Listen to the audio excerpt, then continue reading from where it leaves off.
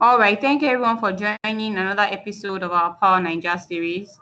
Today we're going to have Somi Aino taking us through the Power Automates. So a couple of weeks back, we started out with looking at how to create the Power Apps app for device refresh. So once the request was made, we looked at the model driven side of it, what all the things that happen at the back end. So today we're going to look at Power Automate and how it connects to this app we've been working on. All right, thank you. Somi, over to you.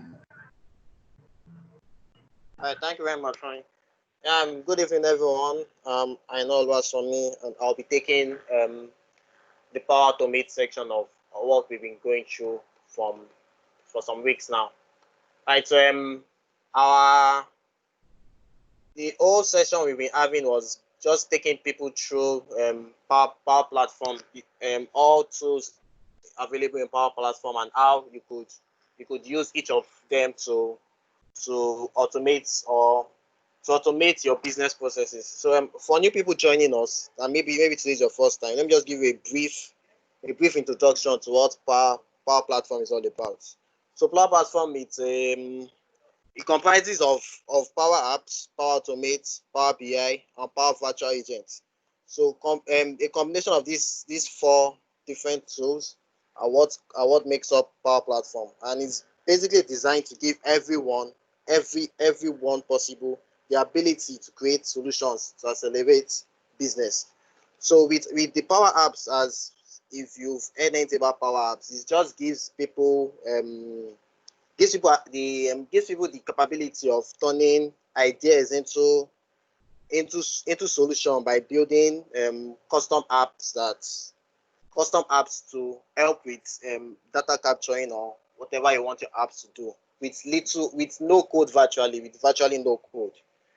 Power Automate, which I'll be taking in depth today, is just gives you a opportunity to boost your business processes by automating repetitive or just automating business processes or workflows in the organization. While Power BI is there to create data-driven insights, create dashboards of charts, create a good visualization of data that have been collected. So you are collecting all this data, you are storing it in whichever data source you want. Now you need to actually do something with this data. So that is where Power BI comes in, for you to have a good visual to analyze the data that have been collected. And finally, we have virtual agents. And virtual agents is just a way for you to build quick chatbots, I think really quick and really efficient chatbots with no code actually, with absolutely no code actually.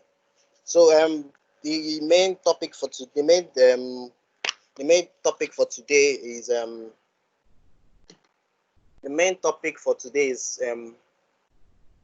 Power Automate,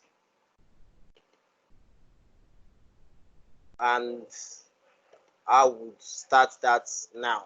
So what's Power Automate? Okay, first let me just give you a brief breakdown of the whole case study that we are looking at. So the idea is there's an organization that employees will need to request for new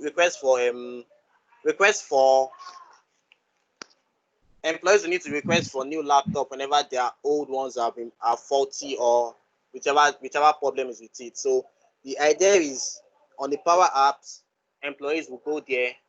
There's a whole list of different laptop manufacturers, and employees scroll through, select the ones they want, and make a request to their supervisor or approval, as we have in our case here.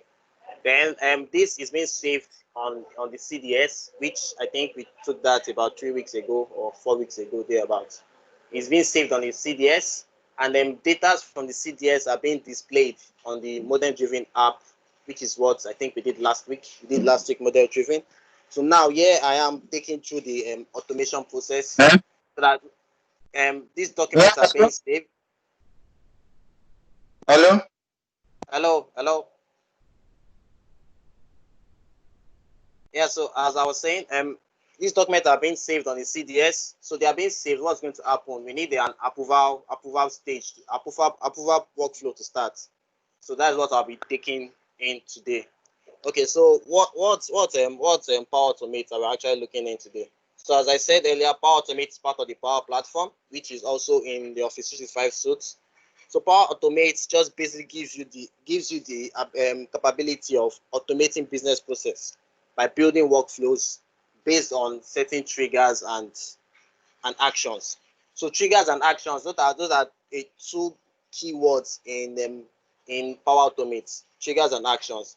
So first, what are triggers? Triggers are just basically what kickstarts the workflow process. Now, something has to actually start the workflow. The workflow that can't just be there without it looking for something to like a catalyst to start it up. And triggers can come in several different forms. You can have triggers for let's say every 9 a.m. of a working day, you want certain actions to happen. So that specific trigger, that schedule that you have, it's a trigger on its own. Or you say, okay, when the mail enters, and when I receive a mail from so people, I want certain actions to happen. That in itself is a trigger that when the mail enters, some other actions are going to follow through. Or let's say we have, okay, as the one we are doing now, when our data is being saved on the entity on CDS. So that in itself is a trigger. And once a new item is created on this entity, we want the workflow to start up and follow and keep running. So and also I made mention of actions. So actions are just as the name implies, they are actions that would run. Those are just the building block of your workflow process.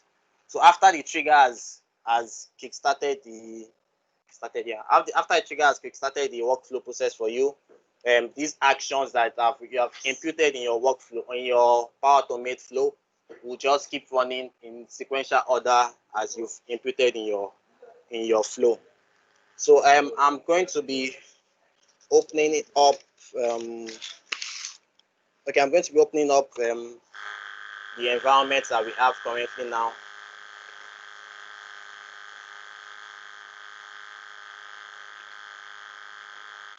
Okay, I'm opening up the environment we have now. Okay. All right, so this is what we have now.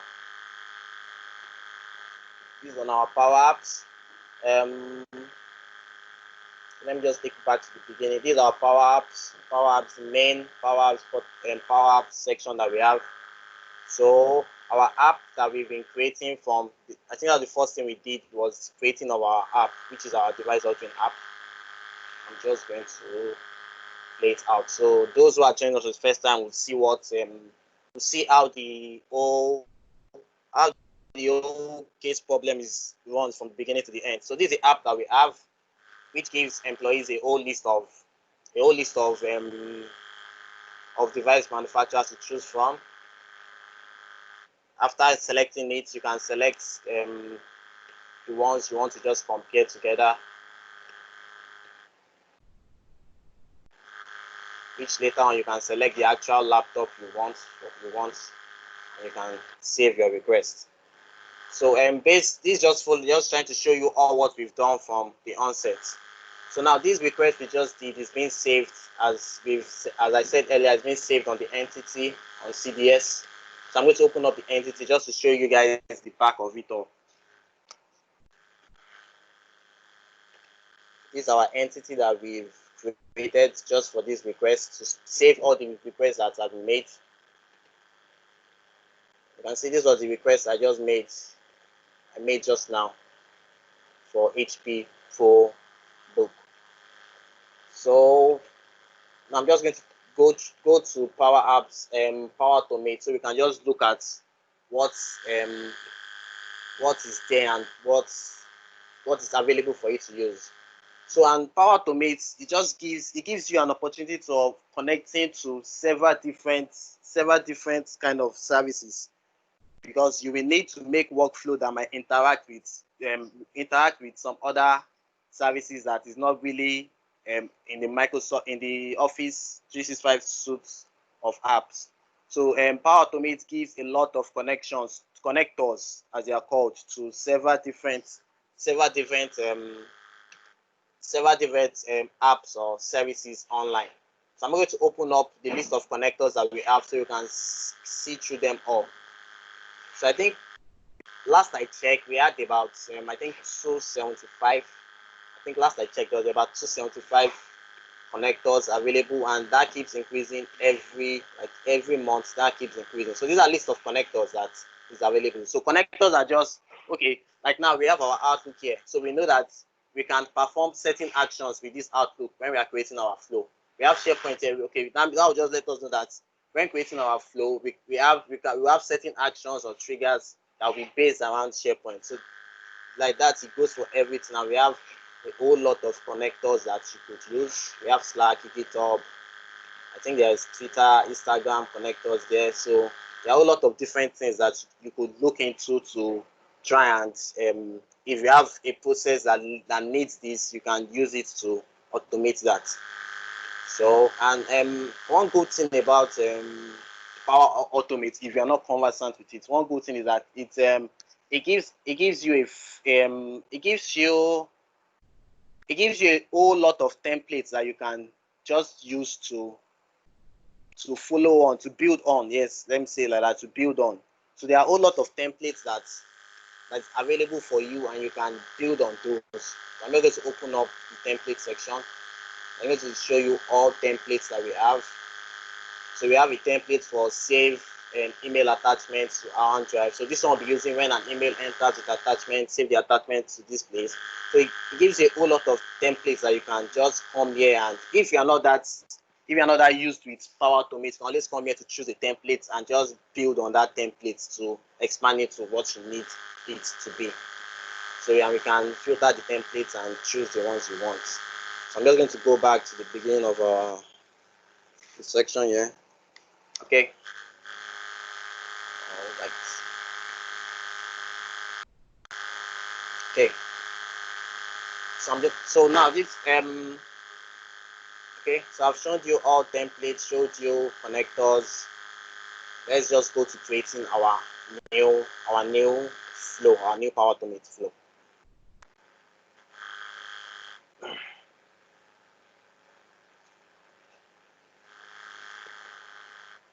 So as I said earlier, Power Automate deals with triggers and actions. So triggers is what will kickstart the flow for you. So from the onset, when trying to start a new flow, I went to create flow. When it's time to start a new flow, I went to create flow. So this on the onset gives you 5 different types of flow that we have. They are not necessarily types of flow, but they're just different categories of flows that you can create.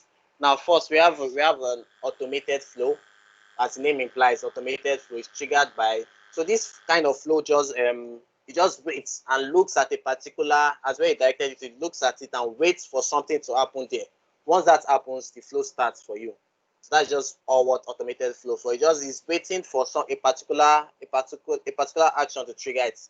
Like I explained earlier, maybe once a new record is created, this flow should start. So this is what automated flows are, and we'll look into that. I think that the main flow I'm going to do today for demo is going to be looking at as an automated flow. So next we have an instant flow. So this instant flow I usually most times I used with let's say you have a on your Power Apps you have a button that okay, once this button is clicked, it should just automatically send a mail or with a certain content. So automated flow is just that kind of flow that you just create it. It doesn't have any automatic trigger that you're going to do for it. It needs to be manually triggered by you. Once you create the flow will just be there waiting. Once you trigger it manually, because we have a flow app that you can have on your phone, so you can manually trigger it from your phone, or you can trigger it from our Automate portal that we have here. So next we have a scheduled flow. Scheduled flow, as the name implies, you choose when and how often you should run. So as I said, as the example I gave earlier, that let's say by 9 a.m. you want certain mails to be sent out to these people by 9 a.m.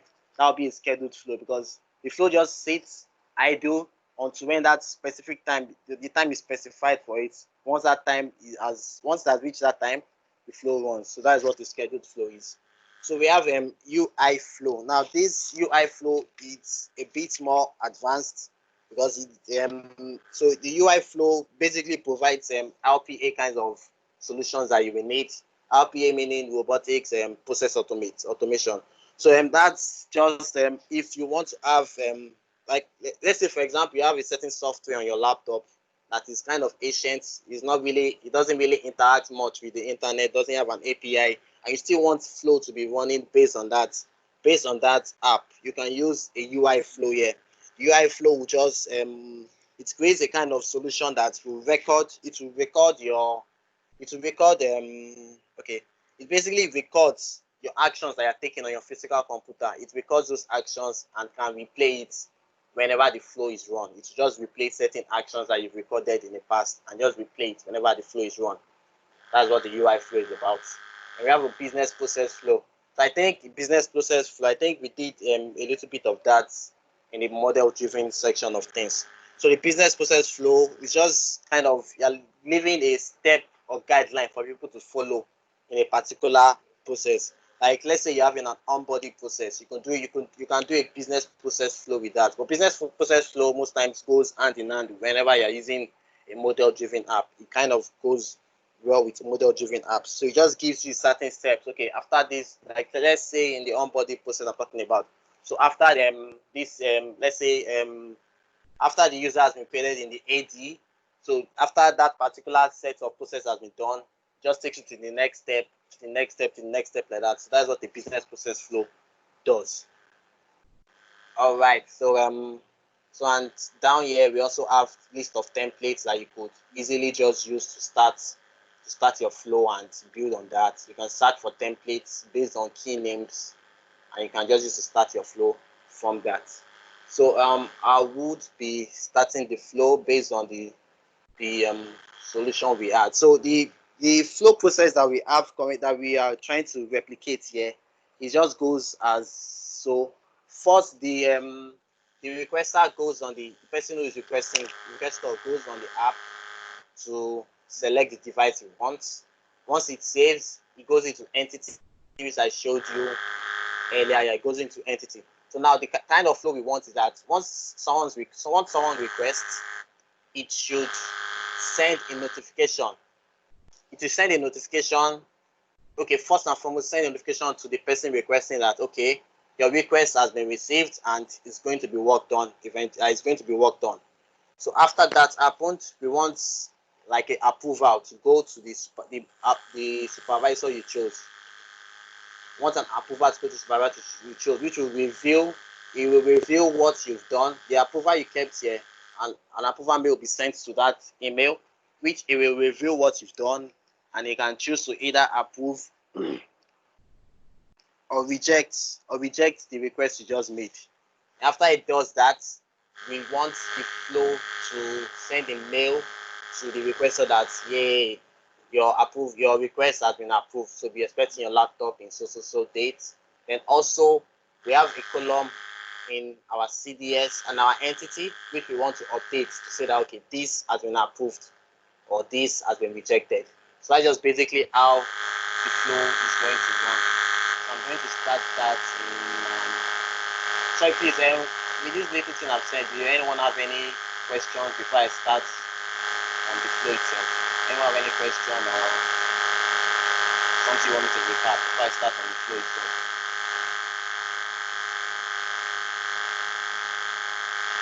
Okay. Since there's no question, I think I'll just start off now.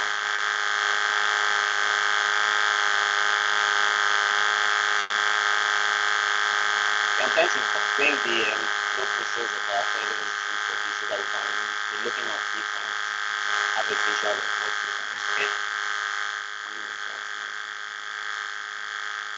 All right.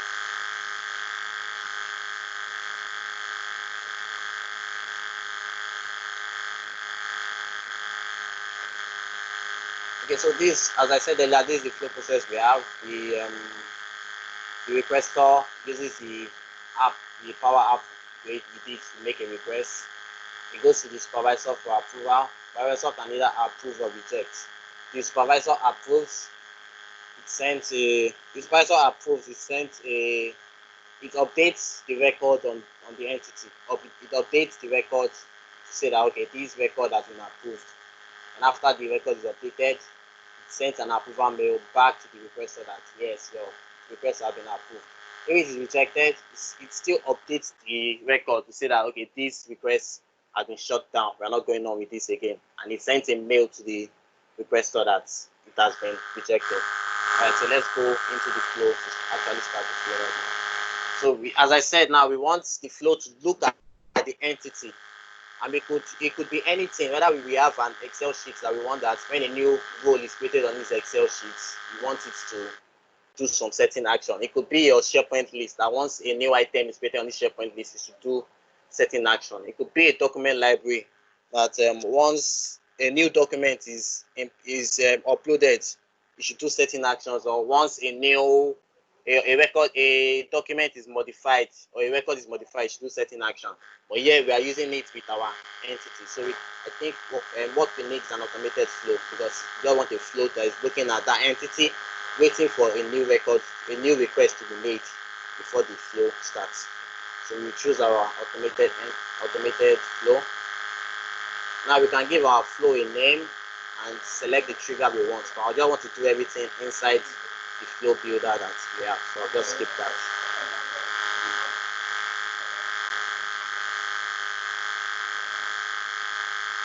Right, so I'm in the flow builder. So we're in the flow builder now. So we want, first thing I think we should do is to give our flow a name. We could have given our flow a name earlier, but I prefer to just do everything here. So now I'm in my environment, I'm ready to start. So I think we'll just call this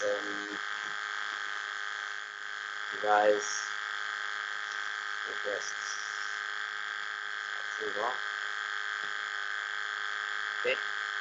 So now I've given our flow a name. So once we save it, will show up in our list of flows that we have. So as I said, flow deals with triggers and actions. The first item on your flow should be a trigger. What is going to start this flow for me? That is usually the first item. Not usually, that's always the first item on your flow. So now we want our flow to be looking at the CDS. Now we have a lot of different things we can choose from. If we have a form that we want flow to be looking at the forms, when the response is made on the form, it should do certain action. But we don't want that. What we need is on our entity on common data service. So we open our common data service here. Now you can see when the record is created, when the record is updated, when the record is deleted, when the record is selected. What we actually need here is when a record is created, because that is when the user makes a request, the Power App saves it in the CDS. So that is saving a new record. So we want when the record is created for that. So we choose when the record is created. Now, when the record is created, now as I'm sure we did in the first stage that we had, we know that we can have several environments on our Power Apps, on our tenants. We can have several environments on our tenants. The first thing you have to do is to choose the tenants that you want to work with. Most times, usually current tenant, because that'll just be the actual tenant that the flow is on. But if it's not the actual tenant, if maybe your entity is on a separate tenant, you can choose any other tenant you want. But let's just use current, because this is the actual tenant that our entity is on that we want to work with. So after I choose the environment, you're going to populate this list of entities that you can choose from again. So we can open this up, we can just scroll to it, or we can search for it.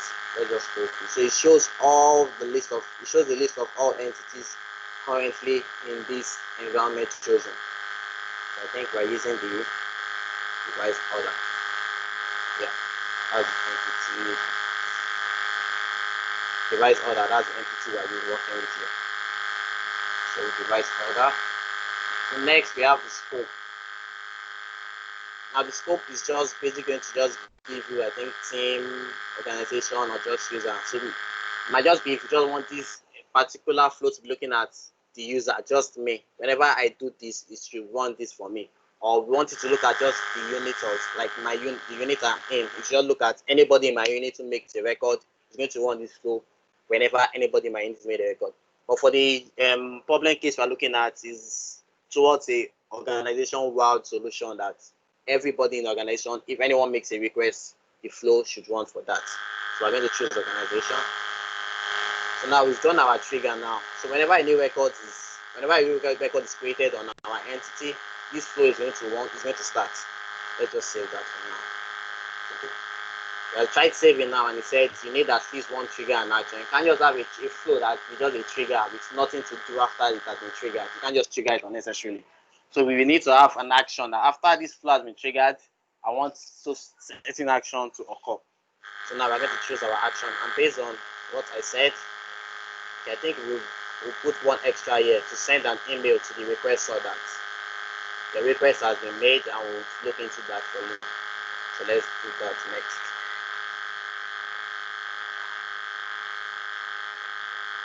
Alright, so now we are looking to put a new action now. So we can easily search for what we are looking for.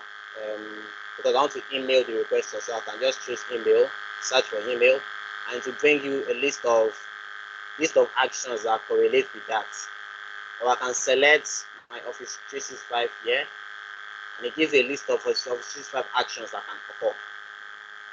Whether send, but yeah, we want to send a mail, so we choose send an email. Alright, so who are we sending the mail to? Now, if you know with I don't know if people here have been using SharePoint Designer for flows in the past, for SharePoint workflows. So you know that whenever you are doing this sending mail, you really don't want to okay, some cases you might want to have some static data, but most likely you won't want to have static data in this. So now I can easily search for someone in my organization to impute here, but that's not what I need. I need an email to be sent to the requester, the person who creates this record. I want an email to be sent to him that the request has been noticed, the request has been accepted and is being forwarded for approval. So I'm just going to come to this section here to add dynamic content. Because this dynamic content just looks at, okay, what are the past trigger or action we've had, and it gives you a list of what you can choose from that. I choose dynamic action. Going to give me a list of properties from this action that this trigger I have here. So here I can just choose requested by, because I think that's what we have in our entity. Personal request. I choose requested by for that. So now once the trigger starts, it's going to send an email to the person who requested. So we have to put the subject for the email. Let's say request received.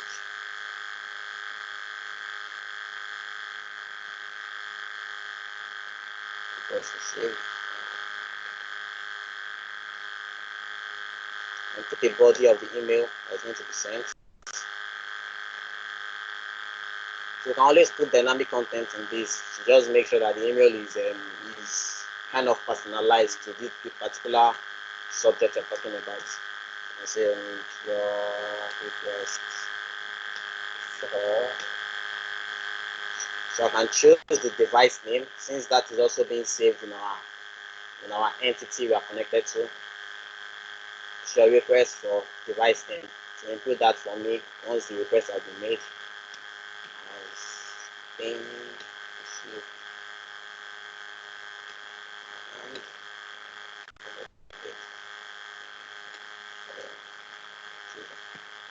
Let's leave it short.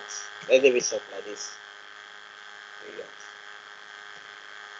Alright, so now we just have one action. Once the record is created, we send an email to the requester. So next thing we need now is, after the requester wants to send an approval to the supervisor to review the request and choose either to approve or reject that request. So we go back to it. Now Power Automate comes with a specialized action called approval, which you can use to send approval to people. if you've worked with SharePoint Designer in the past, because SharePoint Designer is kind of old school now, so to speak. So SharePoint Designer has something called an approval, but if you use that before, you know that that can look pretty ugly using. But this one just gives you a much better feel to it all. So now choosing the approval, added a new step, a search for approval. Give me a list of what you can have approval with, and there's a particular flow approval that we have here that we need. So I selected this, so it gave me a list of actions that is related with this approval here. So we have create an approval, start and wait for approval, wait for approval. So for the purpose of what we want, we just want it to start, and the flow will wait until the approval has either been approved or rejected. So that's exactly what we need. This type of approval will just start an approval and continue with the flow. It's not going to wait for the approval to come back with the results. It's just going to continue the flow. But we need the approval to start and wait until when the response has been received and an approval. So we're going to choose start and wait for approval. So next we have approval type. So there are several types of approval you have. Because approval might not be sent to one person, it might be sent to a list of people. So you can have everybody must approve or forced to approve. Wait for all response. So you just basically say, okay, we have approval be checked. If you have a list of people or that are meant to approve this thing, do you want to wait for every single person to approve this before it flies, or you just want that first person response? So with what we need, we have just one approval person. We have just one supervisor to approve. So we're going to choose first to approve here. So first we've done that now. So next it gives you a whole list of properties that we can add to our approval mail that will be sent out. So let's say title approval, say that's a new device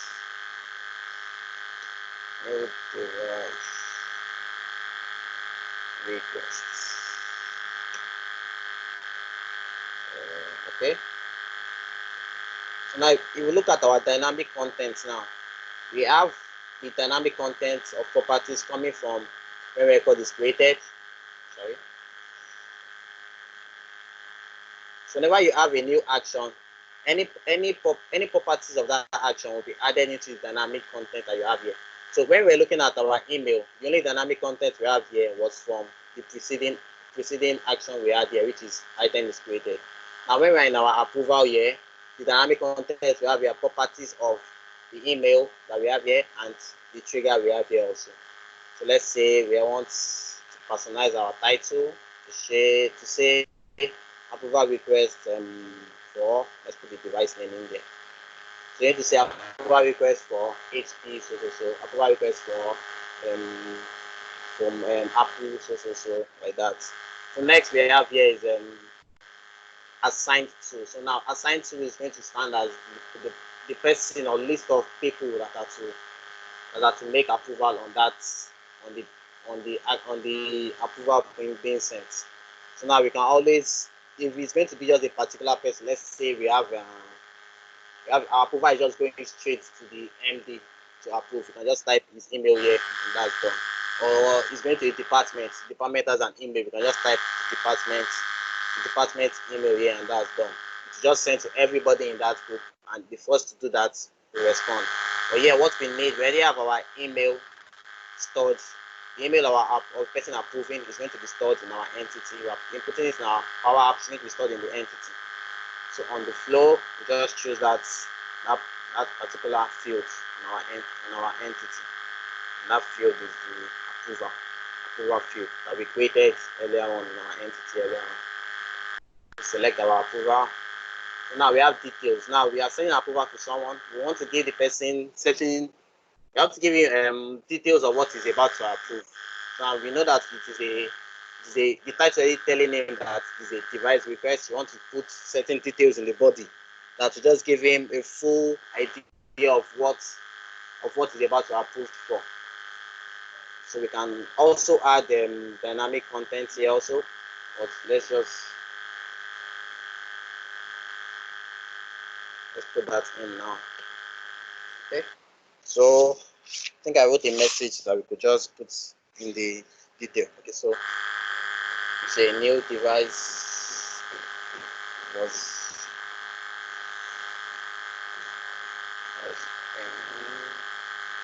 requested.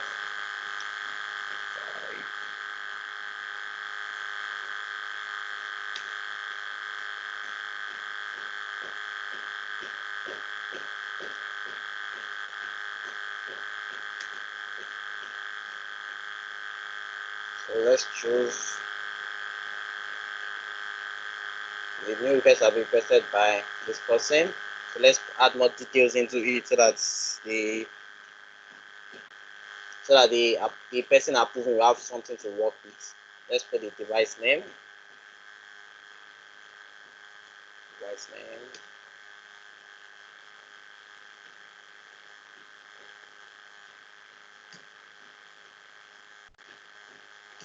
Let's put the price.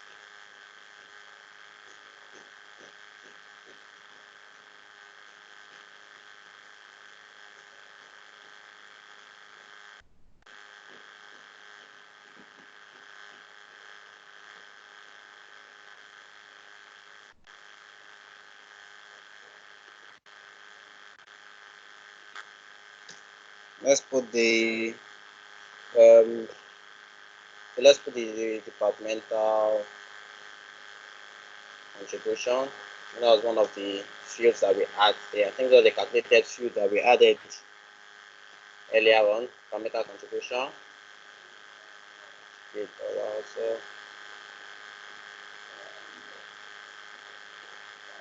Let's just take this as it is.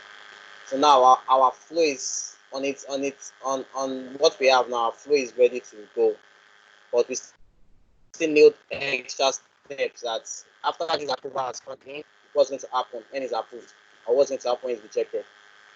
So let's just save this now. Let's just try it at the state it is now and see what comes up at the state it is now. And the approval is looking at our entity. So let's go back to the power to save a new record and save a new record to DT and to see what comes up with what we have now. So we compare, select one, select the most impressive one, the comment, and make this.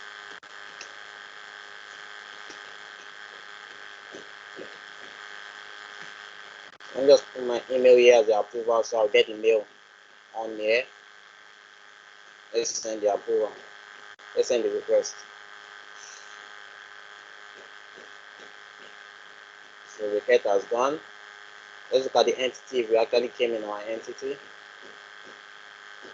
So the request is in the entity.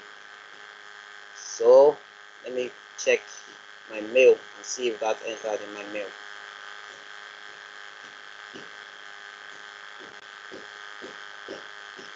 So, and there's one other thing about flow is that you can always keep track of what's going on in the flow. So if I go back now, stop editing, and I go back to the flow, I've saved it already, so there's no need for that. If I go back to the flow, I can see my flow history here, which shows me all flows that has run. Let me open it up. So it shows me all. This is a new flow. So it's just one flow as well, which is the record I just did. So you can open up each flow record, each flow history, to see what state is at and what is going on at, what has happened yet and what is yet to happen. Let me just open it up so you can see what's in here. So remember, in the flow I just did, just when a record is created, send a mail and start and wait for approval. You can see this has been ticked. That means that this action has completed, has run completed. In this next action, send an email as run completed. So if I check my email,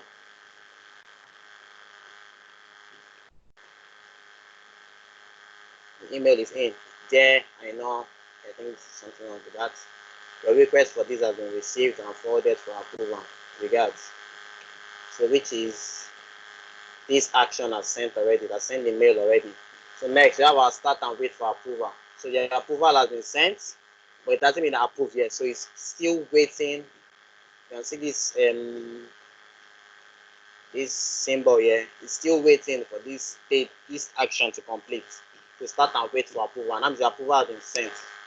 And I kept my email also as the approval. So let's check back. see the approval email also entered here. And the approval email comes with the title that we gave it in the flow, new device request for Dell XP5 SPS15. And it also comes with the details of that we kept in the approval process also. New device was requested by something wrong with that, so we'll check that now. Device name, price, departmental contribution. So we have our approve or reject. Now the good thing with this is that it gives you the capability of putting a comment when approving or putting a comment when rejecting. So let's say I want to reject this, reject. Give up, put comments. Don't need it.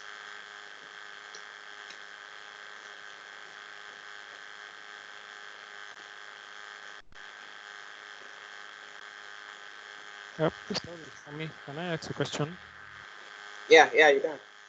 Okay, like now, if you are using the Outlook app, desktop app, will you be able to approve from your email from the Outlook like this, or this has to be on the web? No, on your Outlook app, you can also approve email. Yes, you can. The approval works on the app also. Okay. It works on the app also. Alright, so that approval has been rejected. So if we check the flow, we see that has done finished. So I'm not done with the whole flow process because we need actions to happen if it has been approved or if it has been rejected. We want some certain actions to happen after that has done. So you can see that our flow runs successfully after the item is created. It sent an email to the requester, which is me, and it also sent an approval to the email we put as an approval when filling the Power Apps. And we saw that approval email that came in where you could approve or reject. So let's carry on and see where we can reach today. Okay, so let's go back to the edit mode of the app. So I saw certain things that I think I would like to change in it. So when it is requested by, we need something different.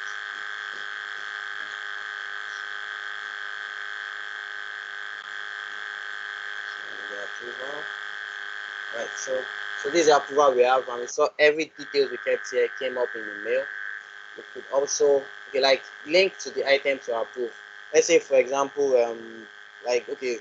one place I really use this a lot is if I'm working with a SharePoint document library, and once a new document is saved here, or you're working with let's say you have a departmental let's just stick with document library. That once a new document comes in, it wants this document to be sent to your HOD for approval before it is moved to the final destination it's meant to go to. So you can impute the link to that. You can impute the link to the certain item that will come up in the flow of in the approval email you will get. Also, you can have an email for the person requesting, so the person approving will know who is requesting it.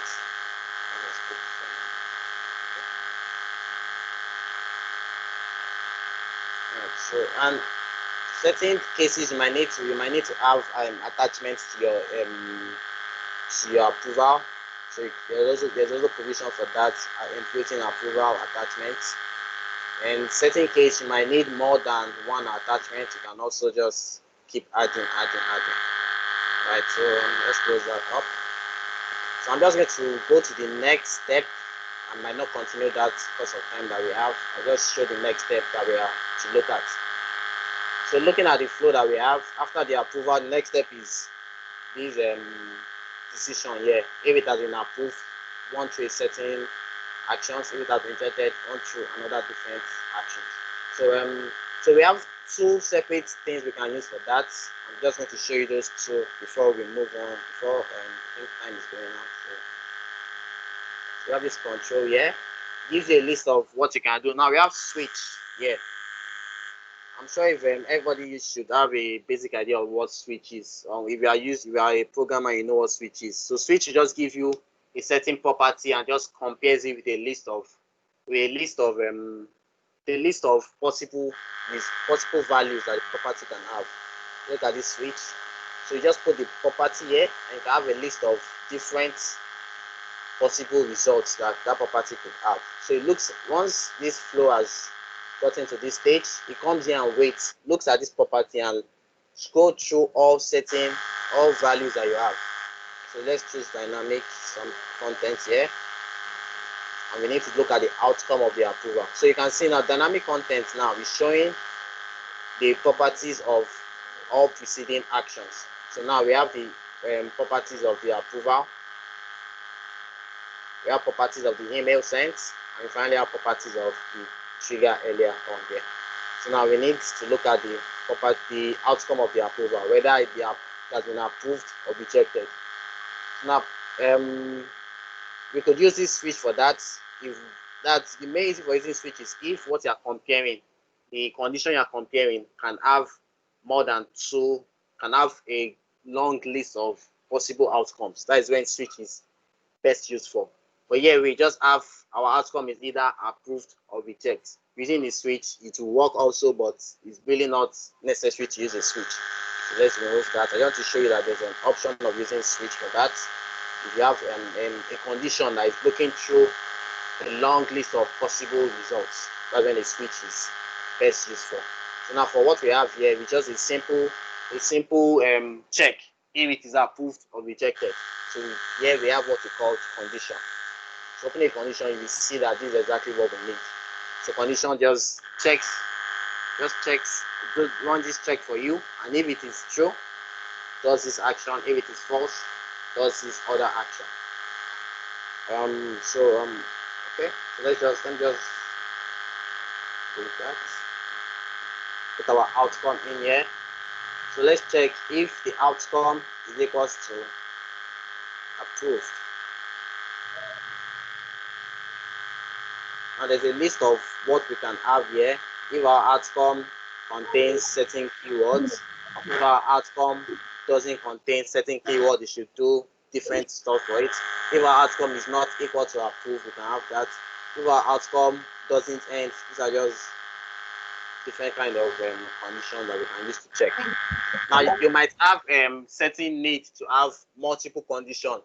Like if this column, if this field is equals to, if the department is equals to IT and the level is level 2 and supervisor is this, so you can have multiple conditions that you're checking on. But here we need just one. We need just one to check if the outcome of our approval is approved. If it is approved, it runs through the yes section. If it is rejected, if it is not approved, not rejected. If it is not approved, it runs through the no section of it. All right. Okay, so Hello, Thomas? yeah. All right. Thank you so much. I think this is a good place to pause for now because it's 7 o'clock already. So we can Okay. proceed from here in our next session so that we can give a little time for questions. I don't know if anyone listening on, if you have a question to ask based on what Somi has shown us today in the Power Automate, very detailed session. Thank you so much. I don't know if anybody has any questions or an area of clarity. You can please ask before we round up.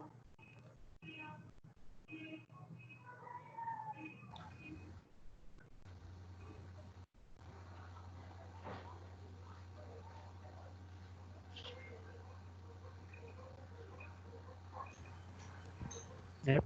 Hello? Excuse me, hello. Yes, please go ahead. So now if I have a flow, and is it possible to like make it like a service that can be either shared or used by another app, like that not within Office 365 app? Okay, so if I get what you're saying, you want you're saying you want your flow, yes, but you don't want it to be connected to any of the Office 365. You want it to be going to like an external kind of app, right? Yes, yeah. Maybe if I just want to build it and also make it like a service for another app to make use of. I can use it within Office 365 app if I want to, if I have anything that requires that. But if, let's say I want to share it with another solution developed by another app that is online, but not Office 365 app, can I do that?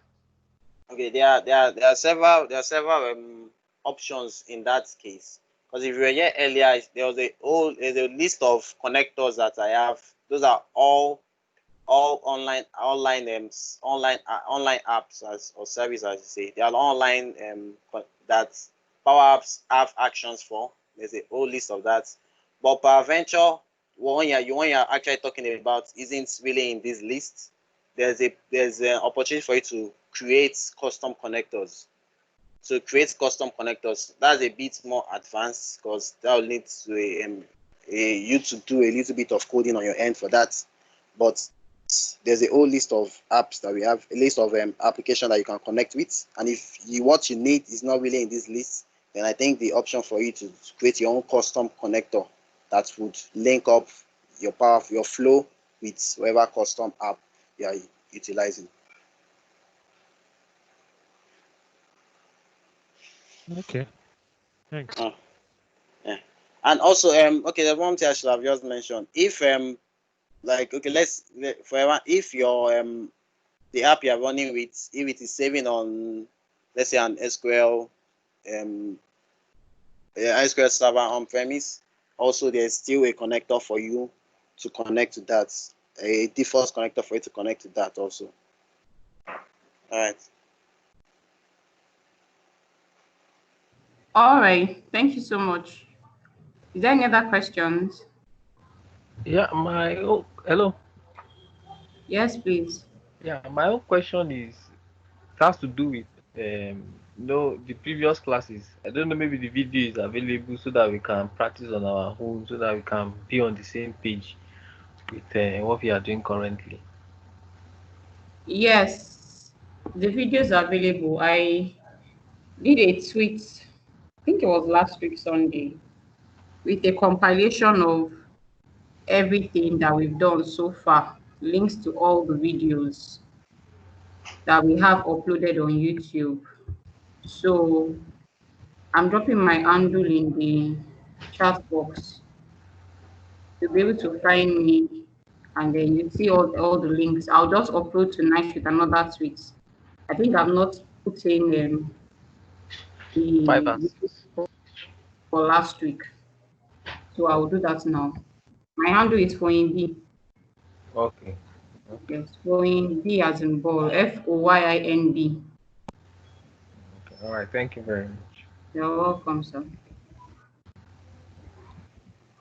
All right, so in the absence of any other questions, I want to say a big thank you to everyone for joining our Power Naija series today.